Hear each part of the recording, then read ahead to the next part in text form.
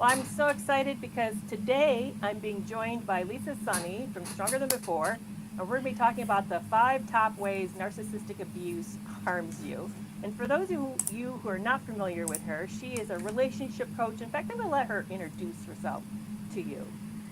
Yes. So, welcome to our live and talking about this. I am Lisa Sonni. As Carrie said, I'm a certified relationship coach, and I am trained in trauma treatment and danger assessment and narcissistic abuse. I've also been through it. I'm a survivor of narcissistic abuse and domestic assault myself, as well as an author and a content creator.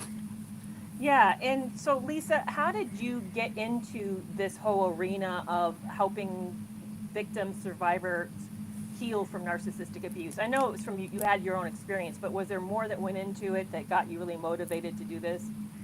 I always feel like it was a slight fluke in a way. I feel like I was online and I was making videos just sharing what it was like to separate from an abusive relationship. And people were asking me, how did you do it? How did you do it? How did you break your trauma bond? And can I talk to you? And I remember thinking, talk to me? Why would anybody want to talk to me about this? I couldn't understand it.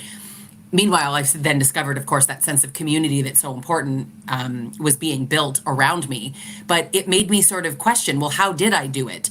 And it led me to write my first book, The Trauma Bond Recovery Journal, and then the course, and people started asking to talk to me. So I just kind of set up a system to do that. I didn't mean to make it into a business. It was meant to just be something temporary.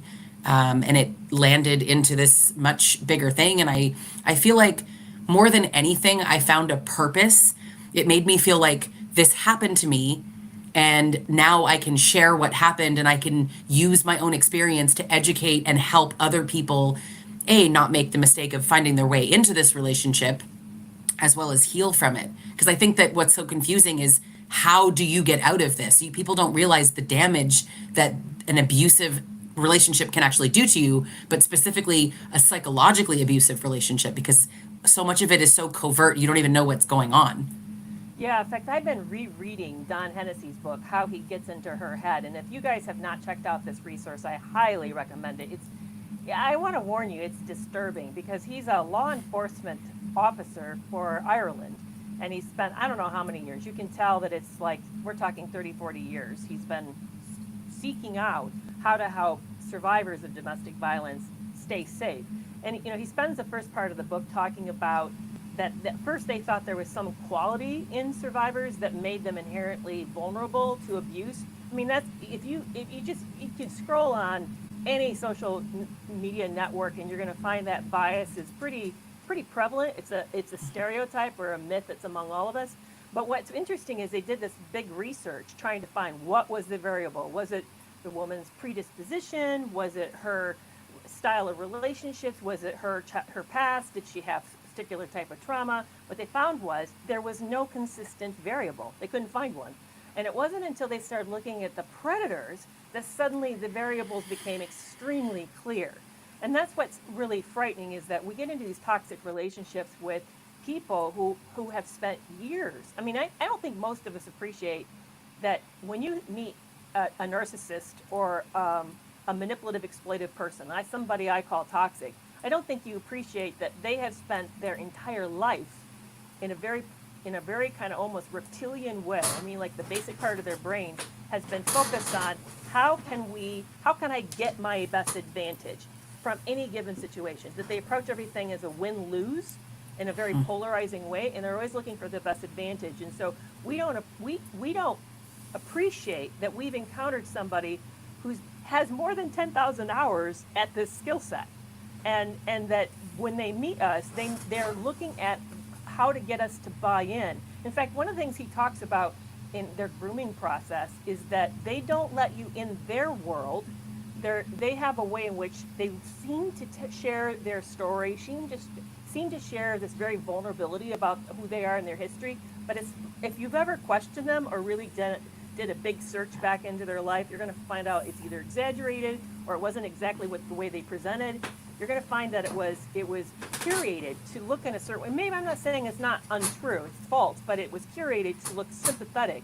But what they're doing is trying to get you to let your guard down so that you let them into your interior world so that then they can use what they know about you to manipulate you. It's really toxic, which is like what you said, Lisa, is why it's so harmful, is because we have been essentially surveyed and studied, and then we're being manipulated because of that. So so you got out of the relationship. How did you start healing right away? Like, tell me how that process was for you. I wish.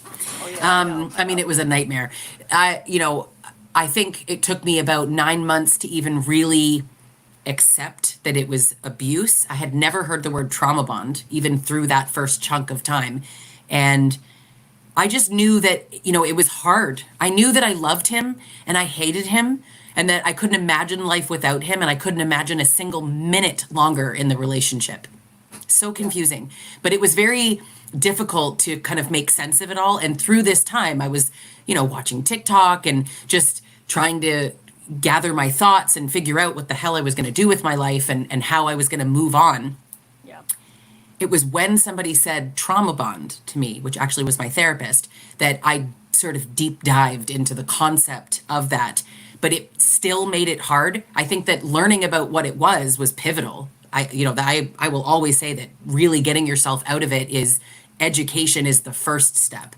It's not, in my opinion, the most important step, but it is important to be doing that at the beginning because you need to start introducing logic and evidence and start comparing, right? When you feel that confusion, that cognitive dissonance, you're trying to hold those two different things that make no sense together. Right. How do you start to make sense of it? And I have found that for me, what was working was the evidence. I keep saying he loves me, and yet he does these things, or he says he misses me, but then he doesn't do the actions that make sense to me. So I kept questioning it.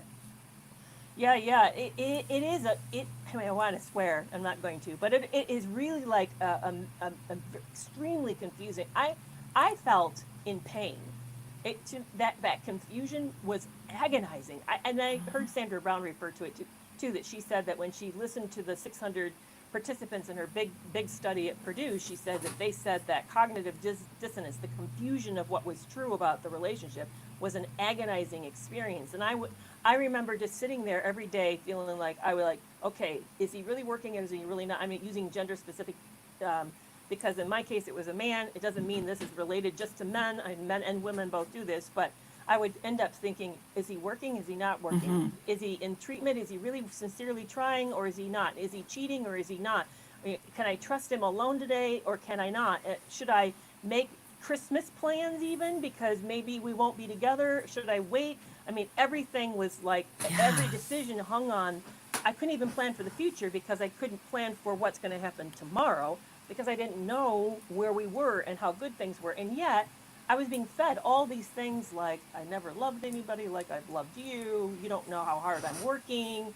And I know that people say, and I know that you hear this too, people say, well, but their actions don't line up. You should have just seen it and left. But tell me though, how clear was that for you? I mean, was that easy just because their actions didn't line up with their words? Did you think, oh, that means that this is just nonsense and I need to get out? No, and I wish that more people understood that. I actually had a really interesting conversation with a client about this today, and she was like, "Can you do me a favor? Can you make this into a video so that I can rewatch what you just said to me?" And it really was around questioning this, you should have known. Yeah. How should you have known? Tell me how. In fact, I just posted the video, but how should you know that this person is not good for you? Yes, their words don't match their actions. Okay, fine. But on Tuesday, they're being abusive. And on Wednesday, they're telling you that the only reason they did that was because they had a bad day or your fault, and then they're kind to you again. And so because of that sort of oscillation between niceness and abusiveness, it never makes sense. So again, if he was always abusive, it would make more sense. But the issue, I think, is in the inconsistency and the fact that you remain confused. So every time you feel like, it's starting to make sense, you're right, his words never match his actions. But then you go, actually, it's not never. It's often or sometimes, and you start managing the frequency, but it actually isn't never. Right. No, it's not. It's not never. And here's the other piece. We all know we're not consistent either. I have bad days. Oh, I You do have bad too. days? Yeah. Absolutely. How many times have we made promises? I'm going to eat better today, have a healthier lifestyle today, and then the day happens and you don't. And you think, well, I'll try better tomorrow. So when we apply this to ourselves, is it unfair to have a higher standard with my partner or with my children? I end up finding that that's really confusing. And here's the other thing, and I think that this is what really confuses a lot of people. I actually heard someone say this, and it upset me. It disturbed me. This was a person who said, yeah, I'm with my current partner, but children are forever. And I'm thinking, no, partners are supposed to be forever, because here's the idea in psychology. The home, the relationship of the marriage or the partnership that you create is the stability that you're raising your children on. Your children need you two to have a firm foundation. It isn't that relationships are replaceable, because that's what you build the rest of your life on. It's what the children are looking for stability. So we have this weird idea out there in the public that, okay, so relationships don't work, you swap out a new person. No, it doesn't work that way. So for me, when I was in that relationship, I was really in for a long time. I wanted to make this work because I really believe, even though I raised kids, I really believed that this was foundational to everybody's well-being. And you just didn't leave just because it got uncomfortable. But again, we have this, like I said, it's almost like this replaceable mindset. We're angry that the printer won't last a year or two, but we turn it around and we're treating relationships as if they're like printers. You just swap somebody new in, and it doesn't work that way. I'm sure you didn't, because I don't know your story enough to know that you wobbled on that spot a long time. It was not a simple decision for you either. No. It was arguably the hardest decision I've ever made. And I think something that I was struggling with, it wasn't clear to me until probably 2 years even after I left. And I had this real heavy realization.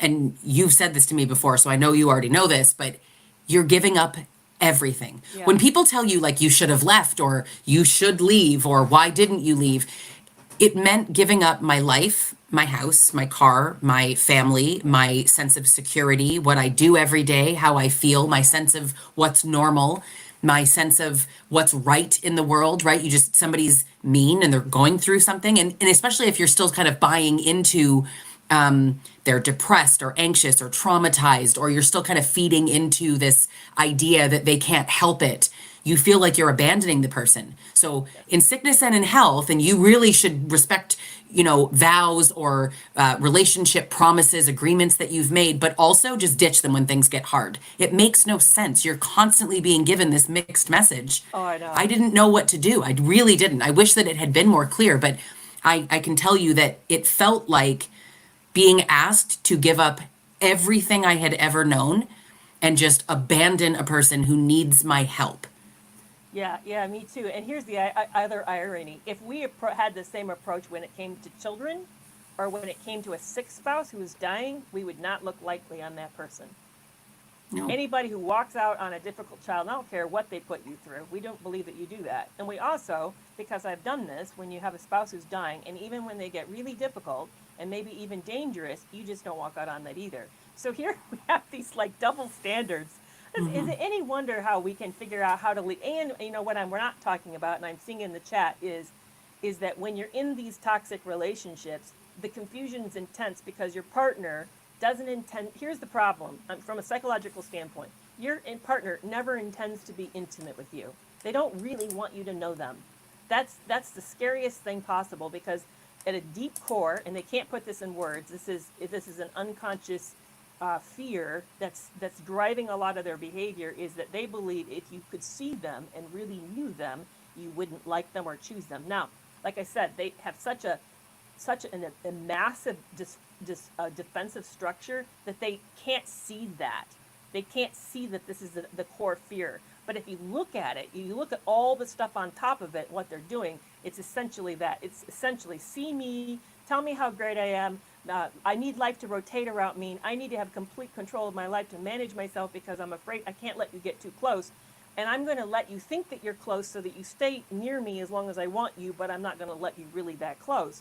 Meanwhile, they flip it on you, and they expect vulnerability on your side, which then they weaponize and use against you. So that's the hard part, is you're in a relationship that is inequitable. There's nothing fair about it. There is nothing reciprocal about it. The rules don't apply to both people. It's very hypocritical, and as a result, it's bad for the victim. It's good for them, and it works very well for people who have the power, but it's very bad for the victims. So that's one of the first parts, their first point in how the 5 ways that narcissists harm you is they're eroding your sense of self and you're eroding your confidence so that you no longer feel secure because they need you. And again, think about this. This is a one-down relationship. They need you. They didn't, when they picked you, they wanted to show how great they were by picking you. So you were all that. But now you're in the relationship. They need to keep you down one because they can't have you all that because now you're in competition with them. So there's this process of damaging you, criticizing you, gaslighting you, using deception to keep it one down. So how did that show up for you in your relationship with anybody that you've ever had that's been toxic in your life? Well, I mean, I've had more than one toxic person, but my example certainly comes from this sort of primary abusive relationship. But, oversimplify it down to simple gaslighting. But Yeah. that over time does so much more damage than people really give it credit, This idea that every time you think something or you say something, it's just a little sentence to just kind of covertly make you question. And that's just enough, right? I think that if it was, overtly calling me names constantly, it might have been more obvious, but it was just kind of like you don't understand, or I know more, or that's not how I remember it. That's not what happened. Or even little things like, I remember he made a joke once about how we'd both gotten fat. Oh, yeah. Excuse you? Because to be fair, he had gained significant weight. Yeah, I gained like 10 pounds, but I mean, you gained like 70. So, Yeah. and I wasn't making comments about his weight. What I'm saying is, Yes. we both, it was meant to make me kind of look down at myself like, whoa, you think we are heavy? But it's the little ways, or the dog whistling, or Yeah. Yeah. giving me gifts I hate in front of people so that I had to be like, this is wonderful, even though we both know that I don't like lilies, or we both know that that's not my style, but I have to say thank you because I don't want to appear ungrateful. There was just so many little ways that he made me feel like the problem was me, or that I was causing it, or, other partners don't get mad if their guy comes home late. What do I have, a curfew? Always the questioning. So I was on the defense the entire relationship, and I don't think I even realized it. No, I know, I was too. One of the examples from mine that happened, and he did it more than once, and it was just so painful, and that was, he would take me into these stores. We were looking at this really cool kind of Mexican traditional rustic clothes, it's very embroidered clothes, beautiful stuff, and then he'd want me to try on clothes. Now, okay, if you've ever been to Mexico, most of Mexico, it's not true everywhere, but most of Mexico, they're pretty petite people with small hands, small feet, small bodies. And so the clothing isn't going to have the whole range. It's not like if I went to Scandinavia or something, you know what I'm saying, where all the Vikings are or something. They're just smaller people. I'm 5'7" for one. I have big hands, big feet, and I have a big body. And he'd want me to try clothes on. So it was a setup. The whole thing was a setup. And then he'd say out loud in front of everybody, "Do you carry extra large?" And then I just felt like, let's just hope the ground would open up and swallow me because I just want to die here. And then he'd look at me, and then he'd drive it home and say, What, gorgeous? You don't need to be self-conscious about that. Like, what woman's not self-conscious about that? So, I mean, they just have a way to sort of like drive it. By the way, he was a petite man, not small. He had actually 6 foot. He was tall for his country, but he was slender, So clothes fit him great. Clothes is not. In fact, I don't like shopping because I can't walk into a typical. I've never been able to walk into a typical store and buy off the rack. It's just not been my experience. So, and I'm going to do it in Mexico. Why would I do it in Mexico? So, yeah, it deliberately. They do these things to sort of just really drive home the pain. And that so you got to recover. One of the things that's really hard is that we have to then walk out of these relationships and regain that. And like, how do you do that naturally? It's taken concerted effort on my part to rebuild confidence. Has it been that way for you too? Yeah, I mean, I have a total of dollars in my head that I've spent on therapy. And while I will tell you it is unequivocally worth it when you have the right therapist, the right coach, or right psychologist, it can be very expensive, and that's a luxury that not everybody has. How do you build that confidence if you don't have the time or money to invest in therapy? Yes, books and reading and workbooks and all of these things exist, but it takes so much effort and work. And a lot of people are like, you should have self-confidence. Carrie, you're beautiful. You should have better self-esteem. Okay, how do you, and nobody's telling you the how. And I mean, sure, if you sit into therapy and you do that, yes, if you get a good therapist, but it's still really hard. Like, where do you start to even know that that was the problem or one of the problems that got you into the relationship to begin with? Yeah. There's so much expected of us. Like, you should have known better, and now you should know how to heal, and you need to know what got you here and why and how to fix it and have the money and the time to fix it. Right. It's like climbing uphill very much. I've actually had somebody tell me, well, you have a large platform and people really think a lot of you. Doesn't that help? Well, where are Shockingly, I mean, external internet validation does not actually transform one's self-worth completely. I know. I mean, as much as I wish. you all know that those of you I know, and I'm looking at names that I know, Mariel and Jessica and, Graceful Oaks, those that I know, I love you. You know that. And I create content specifically for you because you guys mean a lot to me. But unfortunately, you're not there when I'm having a shame moment to be able to say, it's okay. It's going to be okay. Get the words out of your head. That's not, you don't need to be listening to him, because that's what we have to do. We have to eradicate this person from our head. So I'm going to start to talk about what Lisa and I are going to do together and continue to talk about the 5 ways. This is the first way. The first way is eroded confidence. Oh, thank you, Mariel. Mariel says, I love you too, kiddo. We're going to talk about 5 ways. The first is eroded confidence, but we have a solution that we really would like you to work with us. We are launching a second group. Our first group sold out. It starts on August 22nd. The second group starts September 5th. We have 8 spots. It's called Healing Strong. Healing Strong. And one of the things it does is it looks at 12, I'm looking at 5 ways they harm you, but 12 obstacles to healing.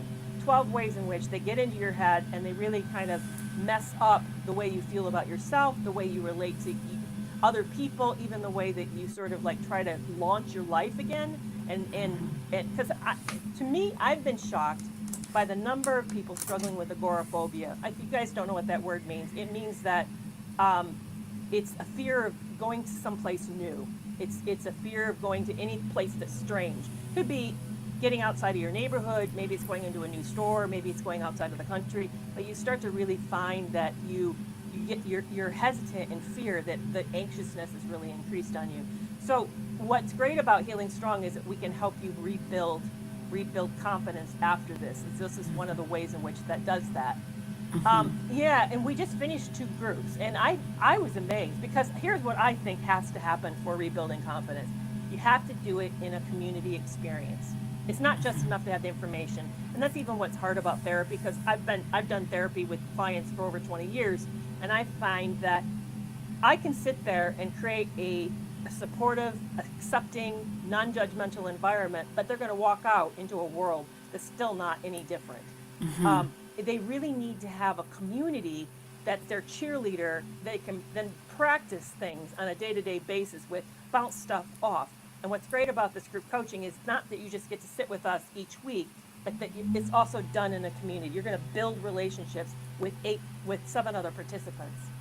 And the group chat, which I absolutely love, right? Each cohort gets their own little group chat, and people talk. Like, people really are using it, connecting, building friendships. I know others have visited each other and spent time together, They've had traveled. movie nights. Did you know that? They have movie nights where they have movie watch nights where they watch online together.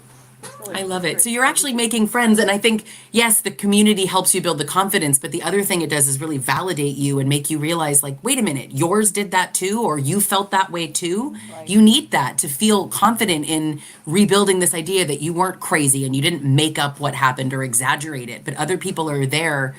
And I know that's not the goal, right, to have external validation. I'm just saying that through the process of learning how to look inward to get that, it is helpful to have people around you that get it.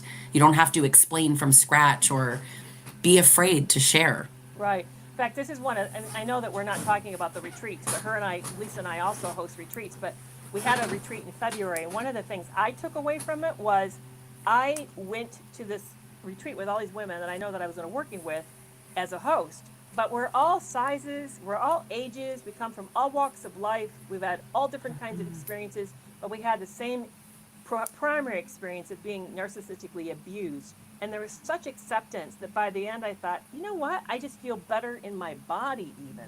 And that was one of the, you could tell by my story, is he hit me really hard around my image, my body. And he knew that's where I was damaged psychologically from long ago, and that was because that's what they do. If wherever you're insecure, if it's around cooking, they're going to hit at your cooking. It's around you being a mom or a dad, they're going to really attack that.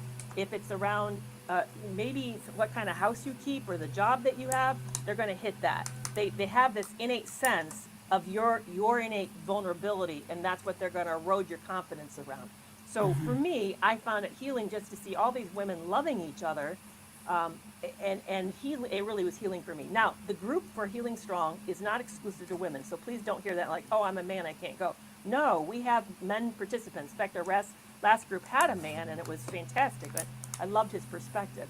So the second way that it harms you is they isolate you, and we've already been talking a little bit about how that isolation happens. I'd love to hear how it happened to you, Lisa, but let me tell you how it happened to me. I lost privacy.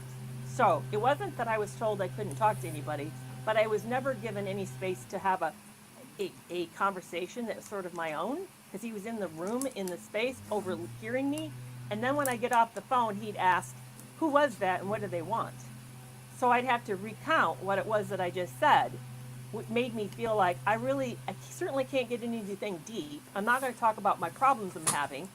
And it essentially forced me to start cutting relationships off because I couldn't keep them up.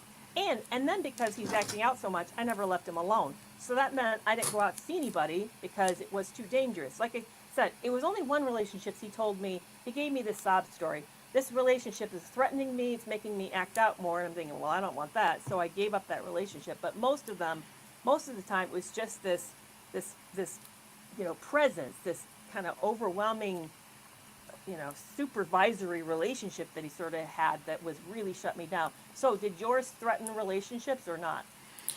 No. And I think that's a relatively unique experience. It is so rare that I hear somebody not say that they were isolated in some way. I think that truthfully, because mine is diagnosed as a narcissist, so there's no question, but we worked opposite schedules. And so I know that he used to say things to me like, you know what I love about you? I know that you're not out gallivanting around.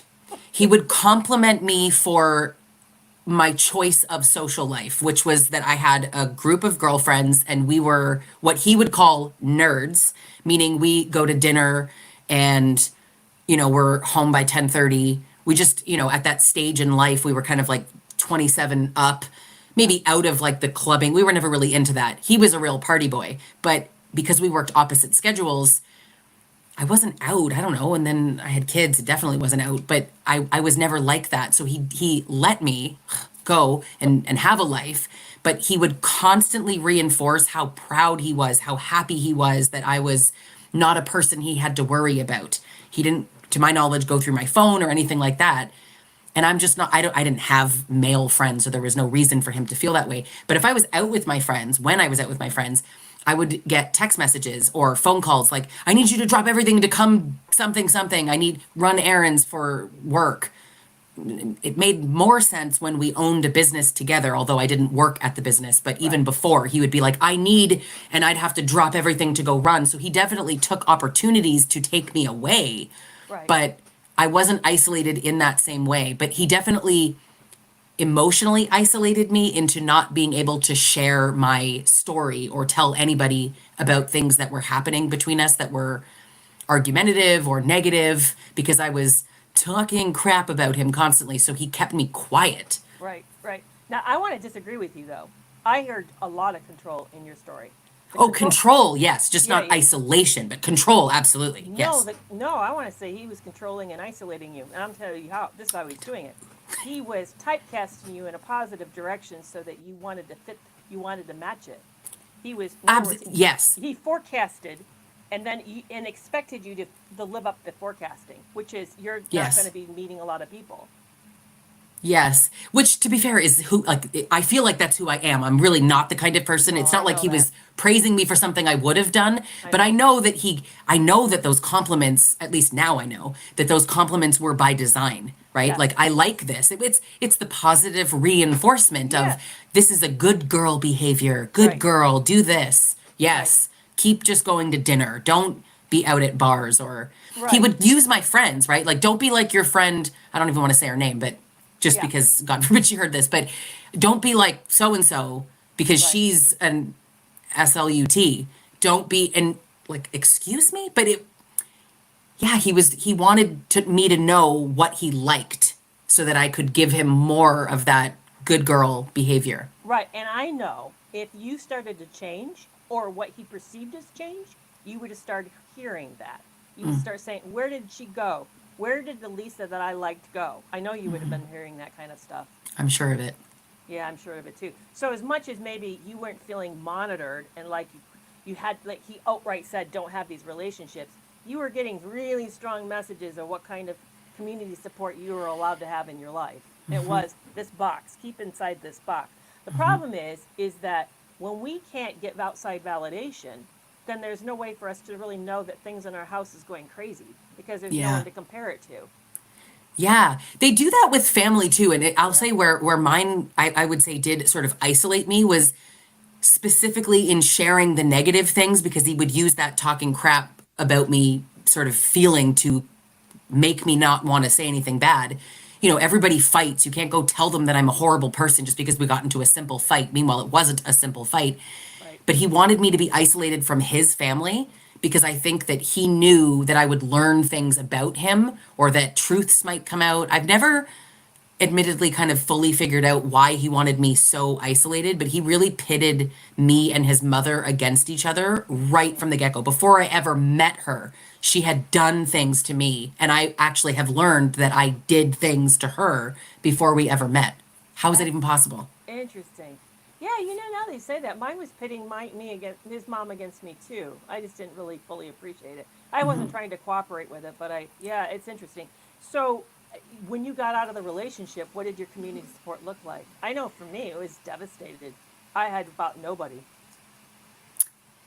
I had a circle of friends that I still had, but I think that throughout that 18-month like process of it really being hard, that it was too much for them. Mm, And I don't know that I'll ever really get over or forgive the way that those friendships kind of dissolved. yeah, But what I went through was too much for them. So yeah, I had support and then it just dissolved. And I think one of the worst parts about it, at least for me, speaking for myself, it was during the pandemic and where we lived. I know everywhere had social bubbles and whatnot, but where we lived in particular, it was like you can go anywhere, you can go nowhere. You can go anywhere, you can go nowhere. Social bubbles, no social bubbles. So it was constantly up and down.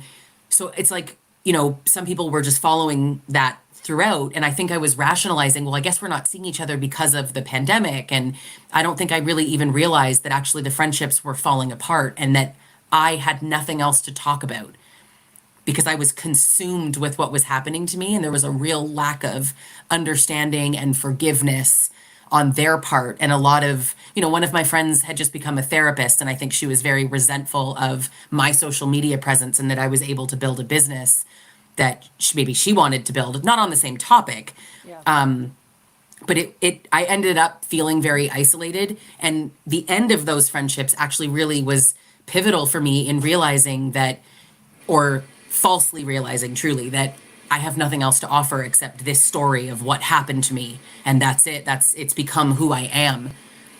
And maybe I had nothing else to offer friendships, but it made it harder for me to make new friends. yeah, yeah, yeah. I found that too. I found that I couldn't talk about anything else but this. This became my whole life. And because then it became my job too. It's just sort of like, well, nobody wants to keep hearing me talk about what I survived and how I'm healing and where is it going, and they don't want to read or some new research that I just found out about narcissists. They're like, please just give it a rest. So I found that I was exhausting people, but I also found that I got out that essentially everybody in my life had been, was narcissistic. So I had to sort of like cull my social world and do that. And I, you know, it's interesting because we did a poll of what people wanted in the last healing group, the strong group, and the majority of them said they were very isolated and they were hoping to build new relationships. So Which is so great that that's what people actually do, because again, you go through this and your friends and your family are like, okay, narcissism, blah, blah, I get it. But the people in these groups that we're talking about, whether it's even the retreat or the group, yeah. they don't feel like this is an exhausted topic. In fact, they're very interested to hear if your story is similar to theirs, what was different, why it was different, the signs, the education. And I think that these women and men are forming real friendships that exist outside of just the shared experience. You can see because they travel, or like, you know, when the girls went to Nashville, like this is a real friendship that you can find, a real sense of community in Healing Strong.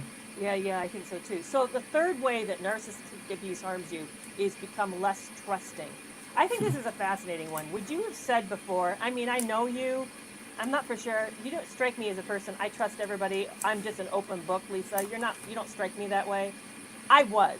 Were you? I question that in myself. Maybe it's a topic for my therapist, but I was too trusting, but I would not say that I was blindly trusting. But I will tell you, I thought that I could suss it out better than I obviously could. I thought I knew, you know, I'd been jerked around, particularly by one guy. I dated a professional football player for 5 years, and he like destroyed my confidence and self-esteem. And when I met my abuser, I was like, oh, this is, you know, he's going to be my everything. I gave him trust too fast. And I guess what I've actually learned is that it was like a feeling, a vibe. He mirrored me. He did what we were just talking about in the beginning, like this feeling of, he made me feel like I get him and he gets me, and he was mirroring me and pretending to share my interests and getting me to share his interests, which was, I guess, partying. But I felt so connected to him, and it was fake. I realized that even actually as I was dating after the abuse, I realized that something that I've always done is, if you're nodding at me and you agree with things I'm saying, I immediately am like, oh my God, me and Carrie are the same. All you did was nod at me and agree with what I'm saying. You offered no validating points or counterpoints or, you know, also, and it was just you going, yeah, I agree. And I will fall for that quite easily. Now I know better, and I know to actually look like, you know, you agree, you think that what I just said is an example of misogyny, give me some others, you know, like tell me, give me more, show me that you agree. I don't say show me that you agree, but like prove it to me is how I might ask some different questions. But Right. Yeah, that's a powerful point you're making. We make an error. All of us make the same error, and that is wherever our gaps of knowledge is about the person is, we project ourselves into that gap, and we basically fill it in with who we are. So we assume they are like us. And this is a wild thing that I had. I mean, I have opinions. I have political stances. I don't broadcast them. Most of you probably don't know. I think the only thing that I'm pretty overt about is that I'm a mom, and you guys know I've been widowed and I've been divorced. You also know that I'm a Christian, and sometimes my spirituality I talk about it, but for the most part, I'm pretty quiet about that.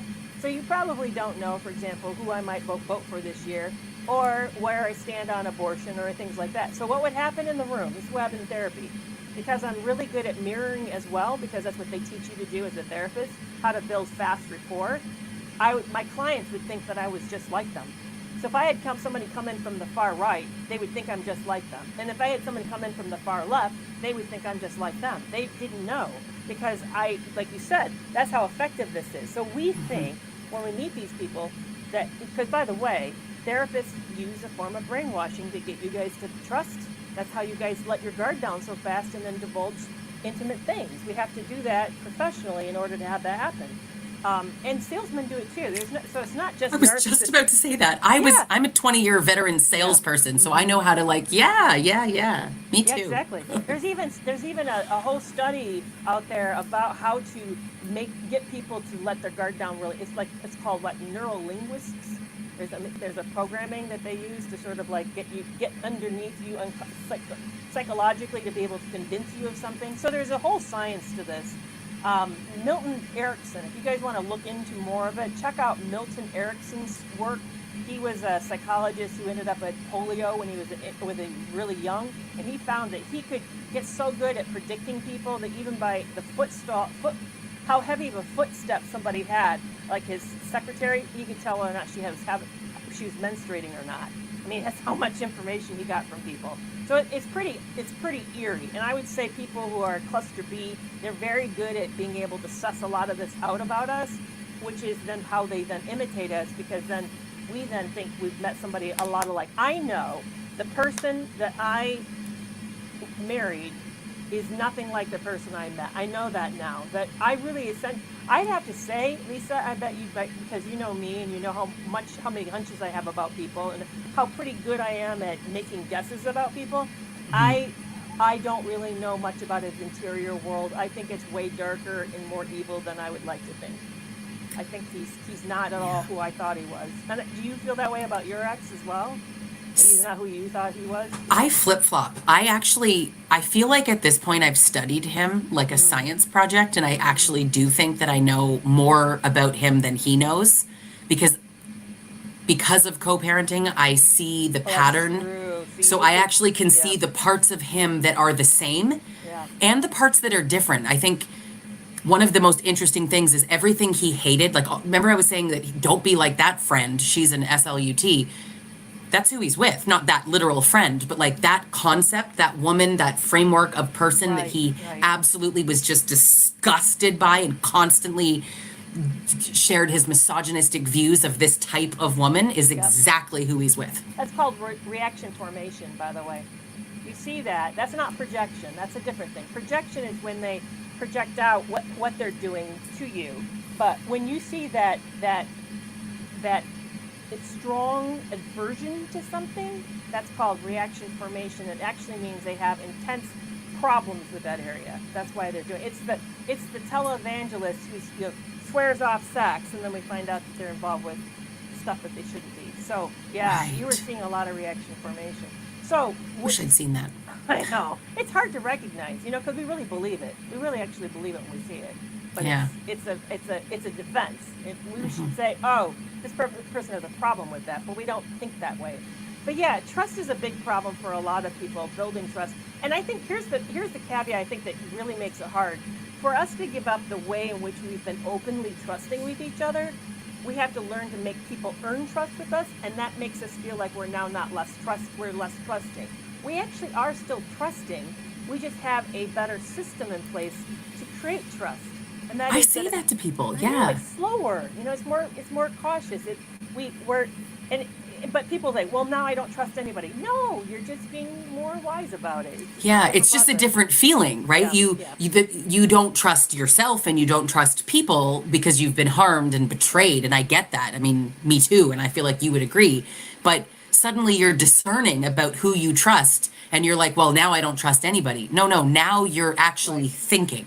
And your social skyscraper thing, which we talk about in Healing Strong, actually, but your social skyscraper, basically about where you let people in, what level and how you allow people to move from your lobby level up to your penthouse, what information you share with them, that is wicked powerful to me. It really gives you this sense of, and especially if you're a visual learner, which I am, like I can picture an empty, like a black and white sketch of a building and just lines on it. And I can picture how I let people, what information people get.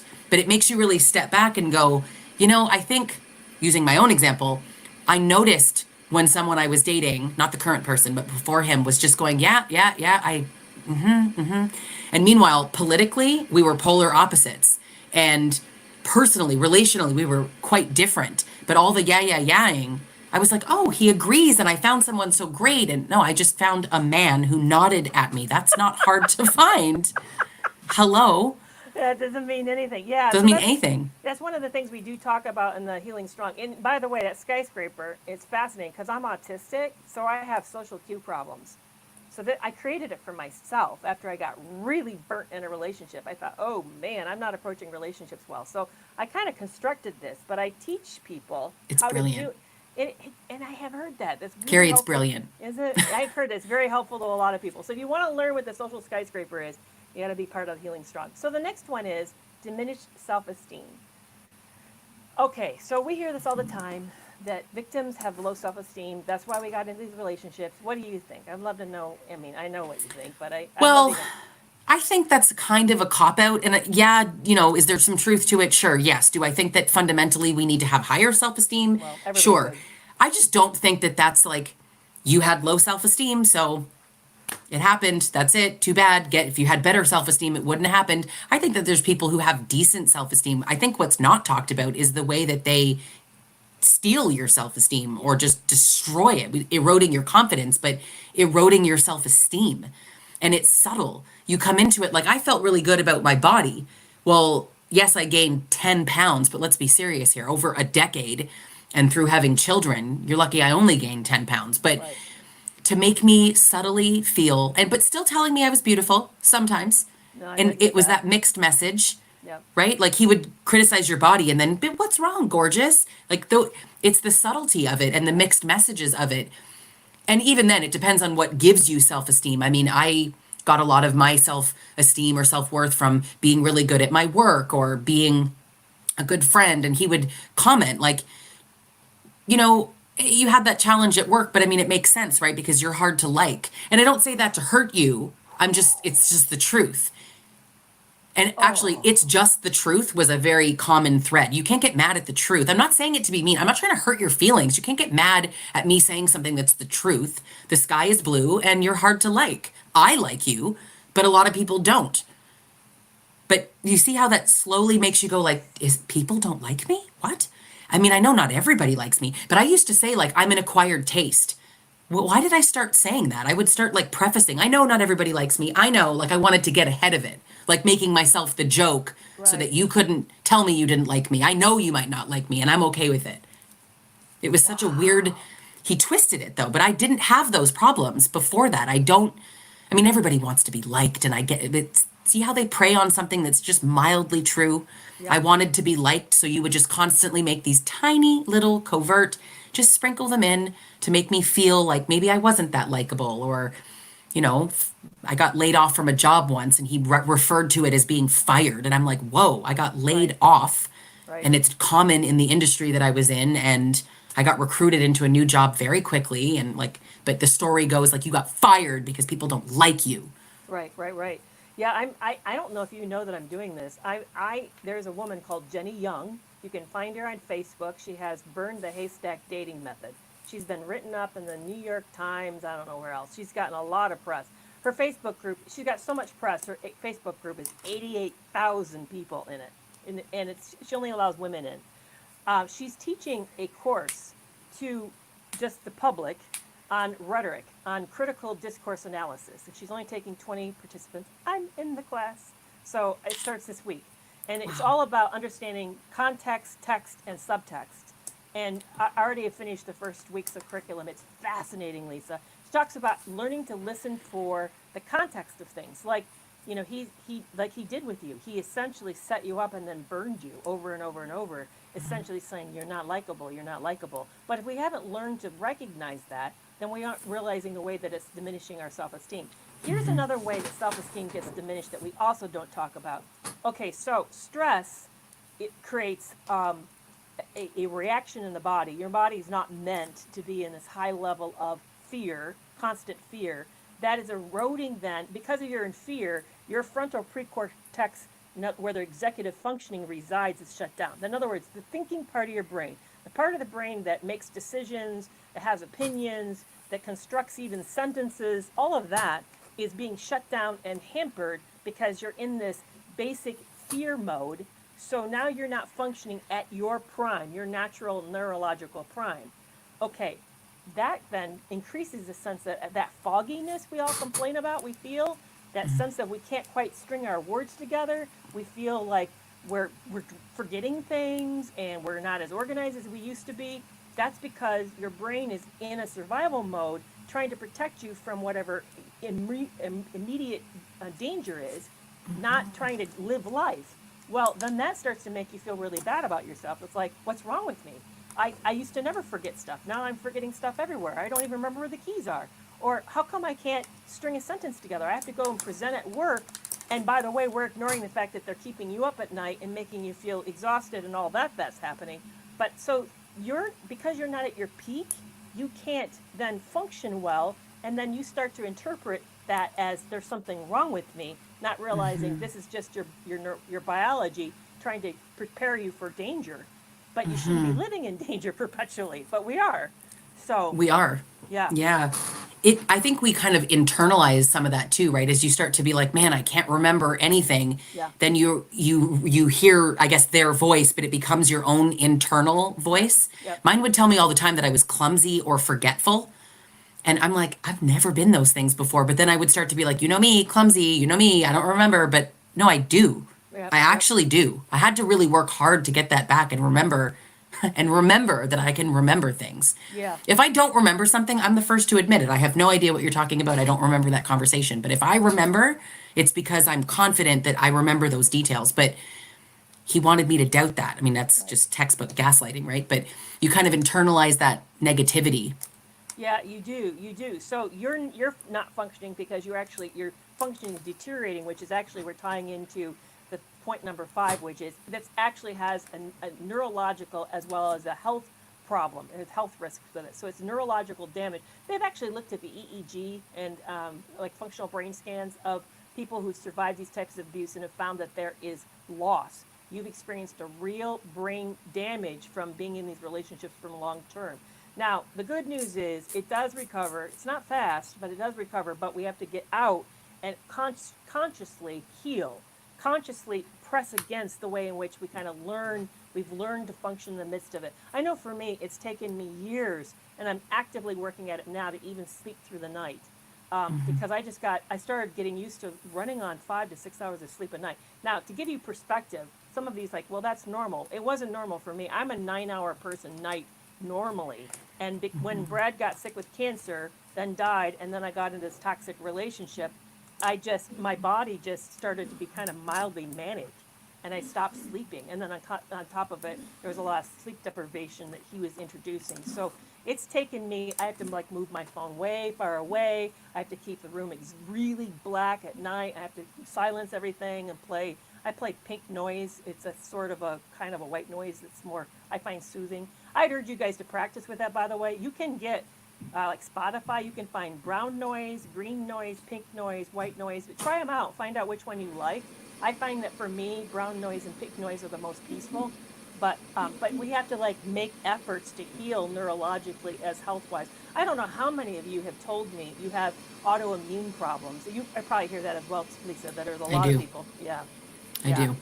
Yeah. Most common thing I hear though is CPTSD, depression, anxiety. I also hear substance issues, but definitely anxiety is a huge one. And I can say for me, I was diagnosed with anxiety when I was pregnant with my first child.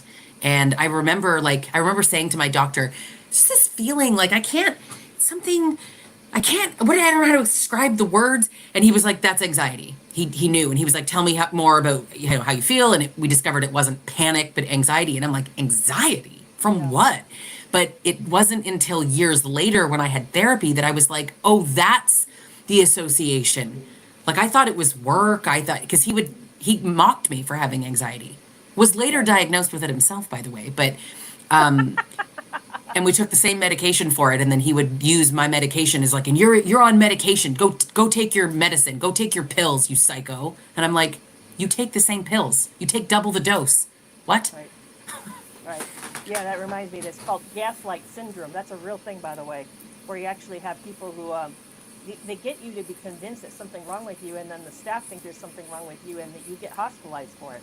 And it makes me wonder, because I used to work at a psychiatric hospital, how many clients were in there that were actually suffering from gaslight syndrome and weren't really sick. They were just made to think they were sick. Yeah, I bet more than we think.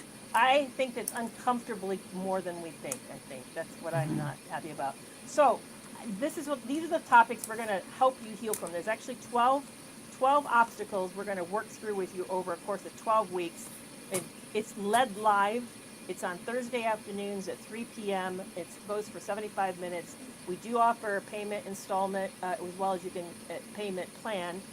payment plan or pay it outright. But we'd love to have you be a part of our group. We didn't get into this and we're about 5 minutes left, but we have another group that we're launching right behind it in September and October that I'm very excited about. So any of you who are struggling with an ex who is not, finds that this ex just knows how to like weasel their way back in and make life miserable for you, we're going to be offering, it's called New Powerful You, and it's a 10-week course that's an hour and a half on Wednesdays.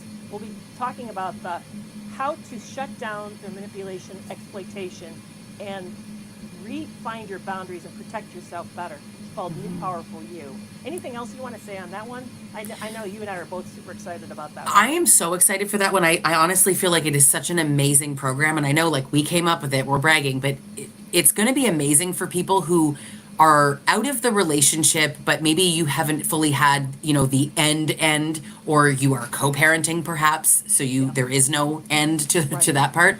How you can stay safe during that transition where you're separating, maybe you're figuring out, who's going to live in the house or sell the house or figuring out the final stuff, or you're completely severed, but they keep calling or hoovering you back or running into you places. How you can really feel that empowerment to just say, I'm not getting sucked back into this, because it's hard. They try so hard. They're relentless with trying to get you back. Oh, I've heard, like, driving by your house. Yeah, keep driving. The other one I just heard recently was this person is annulling the marriage, even though they're grown children, but then now is asking one of the kids who's getting married to host it as his house. Did you see what I'm doing? Hosting her marriage at his house, even though he's now saying that wasn't a marriage. He wants his child to host her marriage at his house, forcing the ex to have to come. I mean, they find a way to just sort of like really stick it to you. So if you want to like shut that down, New Powerful You is what you want to check out. I put the link on the page on it. Well, somebody asked, and then you and I have thinking about this. One of my subscribers, GMB, which I so appreciate, Jessica's here today, GMB's here. Do we have any groups for people who are still in relationship?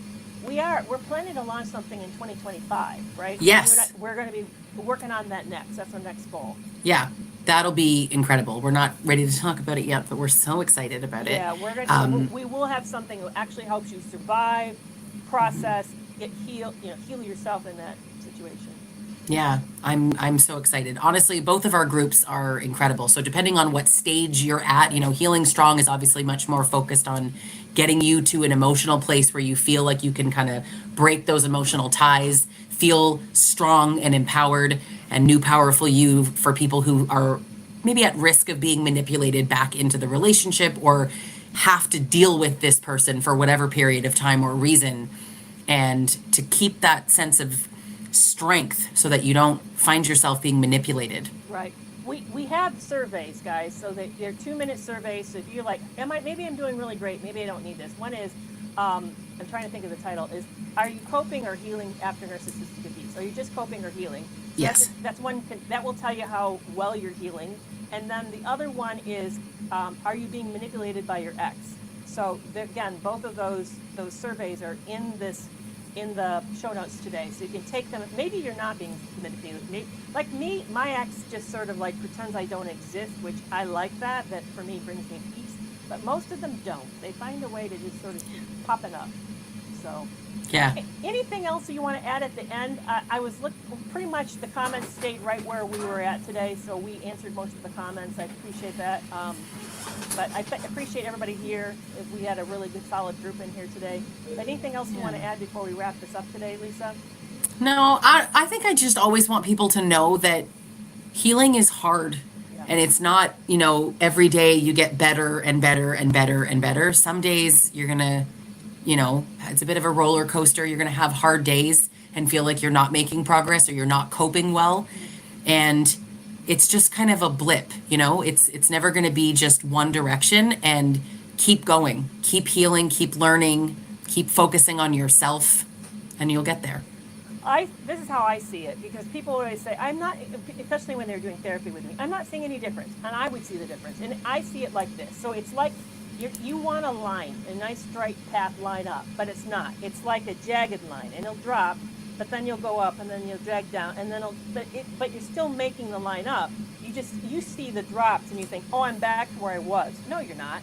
You stepped back, but you've not stepped back to the starting line. So view it that way. It's Mariel just said it's long and messy. It is. It's a process.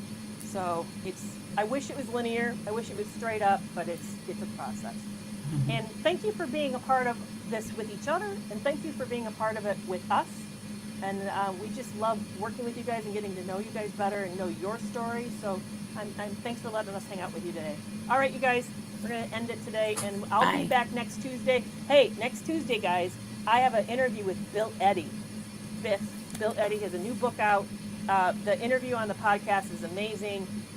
You're not going to want to miss it. And I will be talking more about bullies, what he talked about with me and bullies. So that will be the content for next week. All right, you guys, take care. Bye-bye. Bye.